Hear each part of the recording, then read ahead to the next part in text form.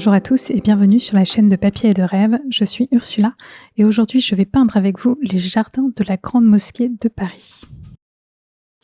Je souhaitais peindre cette image depuis le moment où j'avais vu la scène de mes propres yeux cet été à Paris. Aujourd'hui, c'est le bon jour pour le faire. J'ai les bonnes couleurs dans ma palette, et je suis prête pour, réaliser cette image et vous voyez, je commence mon aquarelle par faire un dessin assez léger, pour avoir une idée du placement de tous les éléments et pouvoir commencer, mon aquarelle un petit peu plus tranquillement. Alors cette grande mosquée à Paris, c'est quand même, un endroit assez magique, c'est très, très calme. Alors c'était peut-être parce que, on était en pleine période de covid et du coup, il n'y avait pas grand monde dans les jardins, mais c'était, très agréable de se promener dans ce jardin et surtout de prendre un thé à la menthe avec quelques douceurs, dans le salon de thé qui est juste à côté. En tout cas, c'était vraiment un très, très bon moment et j'avais envie d'avoir donc une image, qui me restait en plus des photos, de ce joli moment. Alors comme vous pouvez le voir sur mon image de référence, c'est une image qui est, assez monochrome en fait. Il y a des tas de différentes, nuances de vert, qui vont du turquoise au vert beaucoup plus, jaune, au vert pomme. Il y a vraiment tous les verts possibles et imaginables je pense sur cette image et ça apporte beaucoup de douceur du coup à l'ensemble et du coup c'est ce que j'avais envie de peindre et vous allez voir que mon image finale va aussi être très, très verte. Alors une fois que j'ai fini mon très, très bref dessin, je peux me concentrer sur l'ajout de la couleur, et vous allez voir que je vais, commencer par un lavis assez clair. Je sais que j'ai tendance à mettre peut-être un peu plus de couleur d'habitude, tout de suite, mais là, j'avais envie de commencer avec, quelque chose d'assez clair et de construire les nuances, les tons, petit à petit, au fur et à mesure en fait de l'avancée de cette aquarelle. Donc je commence avec un mélange de bleu indigo et de lac jaune, mais bien sûr je mets beaucoup plus de bleu indigo que de lac jaune pour avoir un vert un peu bleuté, un peu froid, pour l'instant et je commence donc à l'appliquer. Alors comme j'ai un dessin bien sûr sur ma feuille, je peux, placer ce vert un petit peu plus précisément peut-être que si je n'avais, rien du tout. Mais j'essaye vraiment de ne pas trop m'embêter avec, le dessin. J'essaye juste, de placer les bonnes couleurs aux bons endroits. De toute façon, l'image est verte quasiment partout, donc s'il y a un peu de ce vert bleu, qui dégorge sur une autre zone, c'est pas très grave parce que j'aurai, tout le loisir de passer par-dessus, de modifier, d'ajouter de la couleur puisque je commence avec aussi un lavis assez léger. Je peux donc modifier cette couleur au fur et à mesure de l'aquarelle. Alors vous l'avez peut-être, sûrement remarqué au fur et à mesure de ces dernières vidéos, j'ai changé, la place où je peins, dans mon appartement et du coup, j'ai des petits problèmes de lumière et vous voyez que là j'ai un gros reflet, de ma lumière sur, mon aquarelle. Vous allez voir, je vais, vite m'en rendre compte et je vais changer ça, mais j'essaie de trouver un petit peu la meilleure façon d'éclairer mon travail pour que vous ayez une meilleure vision de ce que je fais et pour l'instant, je cherche un petit peu et ça n'est pas parfait, j'en suis désolée, mais je sais qu'au fur et à mesure, je vais m'améliorer et je vais enfin trouver le bon réglage pour travailler tranquillement. Alors même si sur ma photo de référence, le ciel est couvert, j'avais envie d'avoir une petite idée de ciel bleu, et c'est pour ça que je rajoute cette petite partie d'indigo, vraiment très librement, sans faire de grands aplats. Je veux juste cette indication, qu'il y a un ciel bleu ou un ciel un peu, couvert avec quelques nuages, et on voit un petit peu de ciel bleu, au travers. Donc l'indigo est la couleur parfaite puisque comme elle est déjà aussi dans le vert qui existe partout, sur mon image, ça reste, cohérent avec le reste de l'image. Alors j'aime beaucoup, faire, mon propre mélange de verts et ce mélange de lac jaune et d'indigo, si on modifie les quantités de lac jaune ou d'indigo, on obtient des tas de verts différents et vous le voyez là, avec un petit peu plus de lac jaune à l'intérieur, on a un vert beaucoup plus pomme, beaucoup plus pétant, beaucoup plus lumineux aussi et ça change à peu près tout. Alors pour m'aider, pour faire mes mélanges de verts, j'utilise quand même juste 2 couleurs, l'indigo et le lac jaune. Mais comme j'ai un petit reste de vert fond marin sur ma palette, je me suis dit que j'allais l'utiliser en fait et donc parfois, je vais, me servir de ce vert fond marin pour, avoir un vert un petit peu plus profond, avoir une teinte un petit peu plus différente, un petit peu plus sombre parce que c'est un vert qui est très, très transparent, ce vert fond marin et du coup, c'est, un peu l'allié parfait, pour aller avec, tous les verts que je crée avec juste l'indigo et la laque jaune. Et parce que même si, j'utilise que 2 couleurs, je veux quand même avoir beaucoup de contraste entre tous les verts. Donc j'ai vraiment besoin d'avoir des couleurs qui soient très transparentes pour pouvoir faire, des lavis très, très clairs si j'en ai besoin et aussi avoir des couleurs beaucoup plus sombres, et c'est pour ça que l'indigo est une bonne couleur, de ce côté-là, parce qu'on peut avoir des couleurs très, très sombres avec l'indigo pour construire des contrastes dans les verts et les rendre plus intéressants. Parce que si on a le même vert dans la même teinte avec la même saturation partout, ça ne sera pas intéressant. Il faut justement avoir toutes ces petites différences, des verts plus jaunes, des verts plus bleus, des verts plus clairs, des verts plus foncés, et c'est ça qui va rendre l'aquarelle intéressante.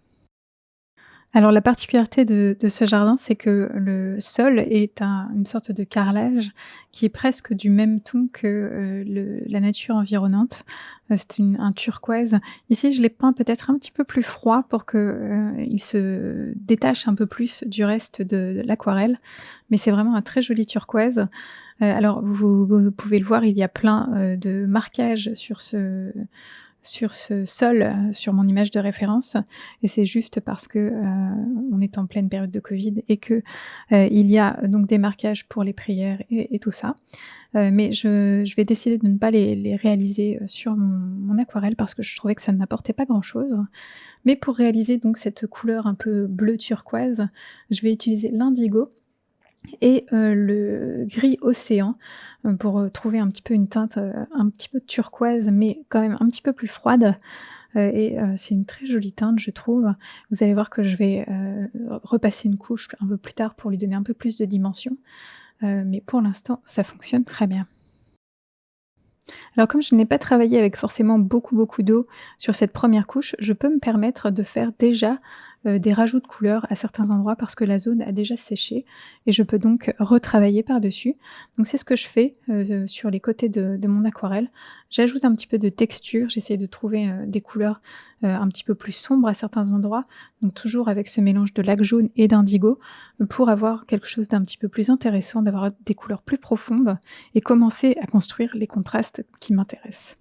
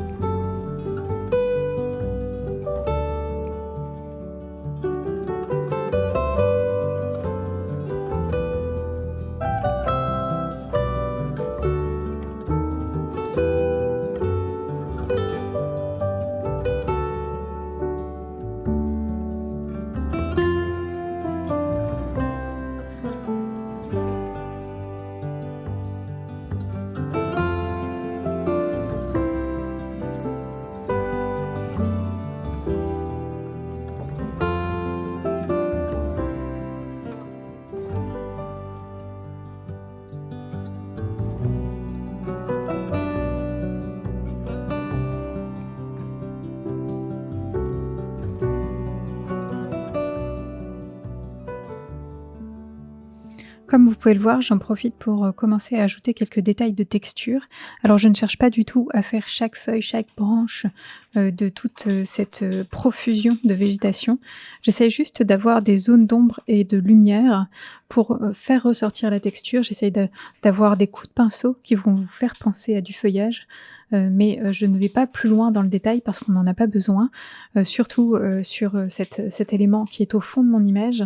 On n'a pas besoin d'avoir beaucoup de détails pour le comprendre. Il faut juste les bonnes couleurs et les bons contrastes aux bons endroits pour que vous compreniez ce qui se passe dans cette image. Et on est à peu près au milieu de cette première couche et on commence à comprendre un peu ce qui se passe. On commence à voir, les cyprès, on commence à voir, cette allée d'arbres derrière. On commence à comprendre un peu ce qui se passe. Il y a encore une chose que je n'ai absolument pas peinte pour le moment, c'est la fontaine au milieu.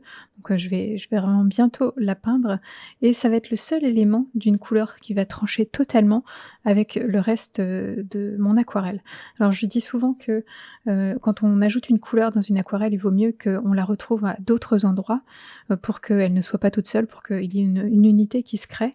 Mais là, c'est vrai que j'avais juste envie de mettre cette, couleur, d'écarlate brûlée de quinacridone juste à cet endroit-là, pour la fontaine et nulle part ailleurs.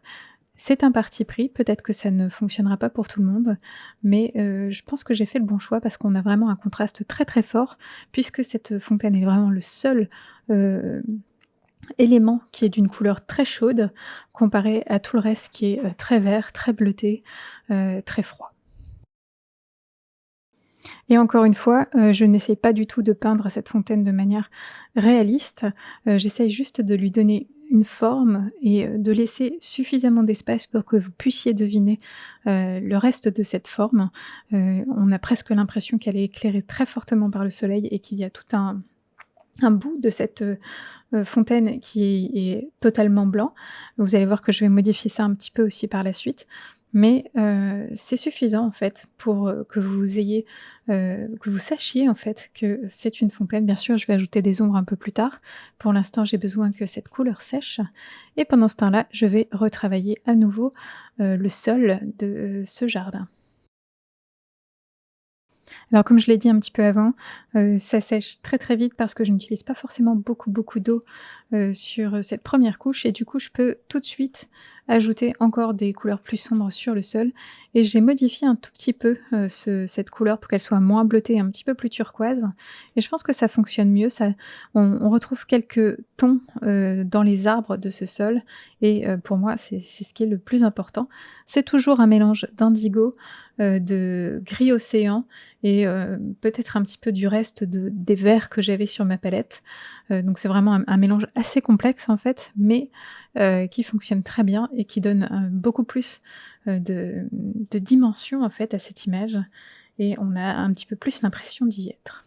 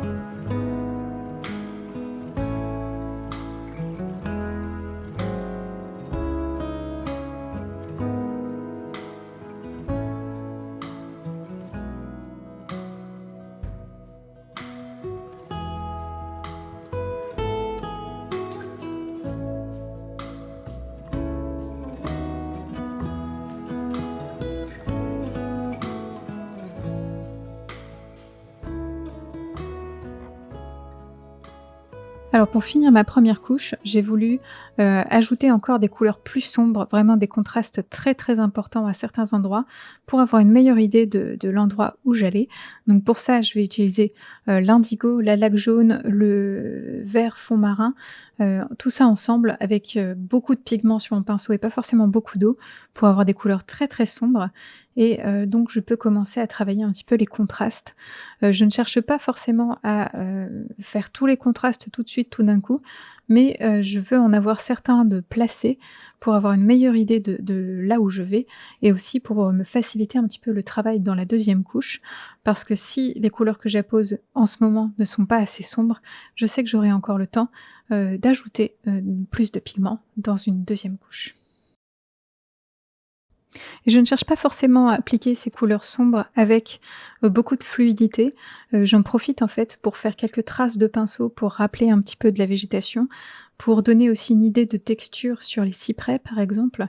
On a, ces sortes d'ombres, très longilignes sur les cyprès et c'est, le moment idéal pour le faire puisque, j'ai ma couleur très foncée sur mon pinceau et donc c'est ce que j'essaye de faire, de donner, cette, impression de texture sur les cyprès. Bien sûr, ça n'est pas terminé. Il y a encore des éléments à ajouter autour de ces arbres, mais ça commence à donner, un petit quelque chose et on commence à se rendre compte, un peu mieux, petit à petit, de tous les détails de cette aquarelle. Même si ce ne sont pas des détails réalistes, on est bien d'accord. J'ajoute des détails, qui vont vous parler, qui vont vous donner l'impression d'être là-bas, et c'est juste, mon expression et ma version, de, ce moment que j'ai passé, dans les jardins de la Grande Mosquée de Paris.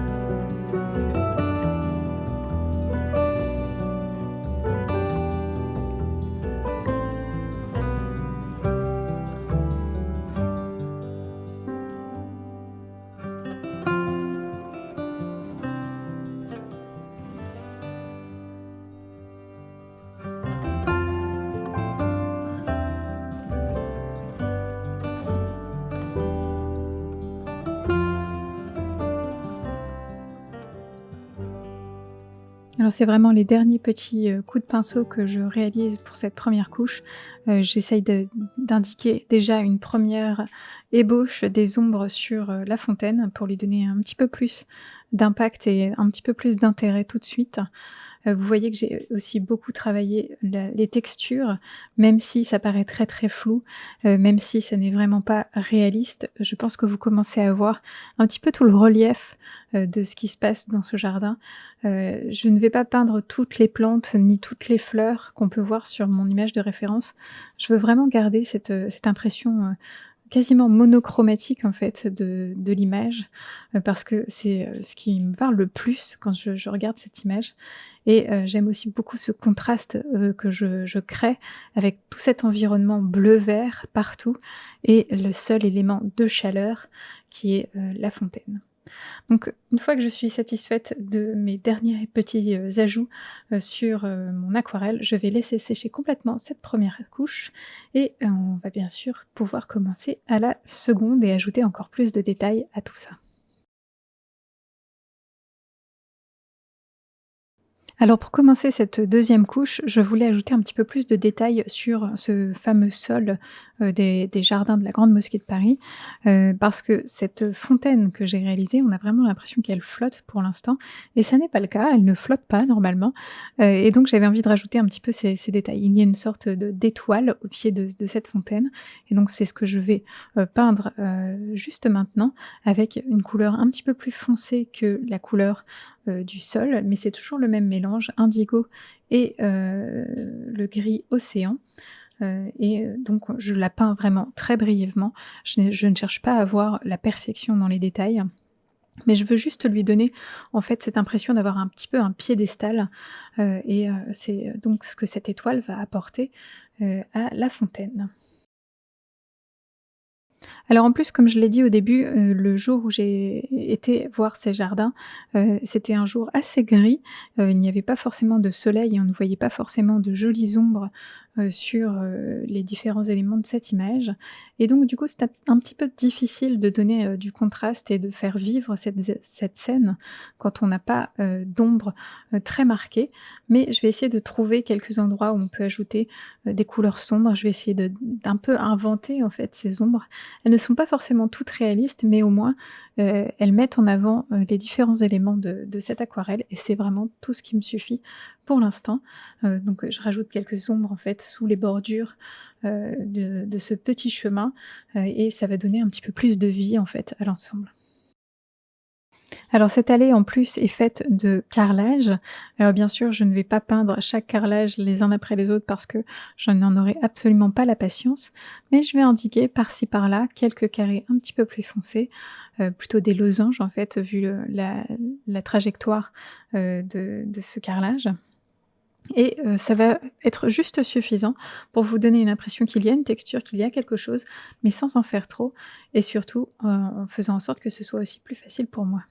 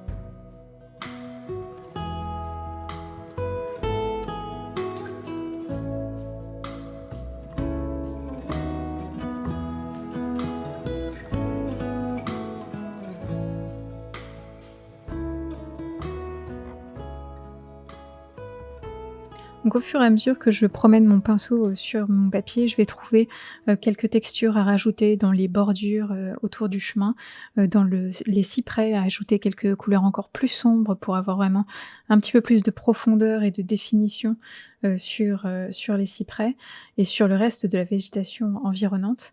Donc petit à petit, je vais vraiment trouver un petit peu toutes les petites textures qui vont faire en sorte que cette image va être un petit peu plus vivante et un petit peu plus proche aussi de mon image de référence.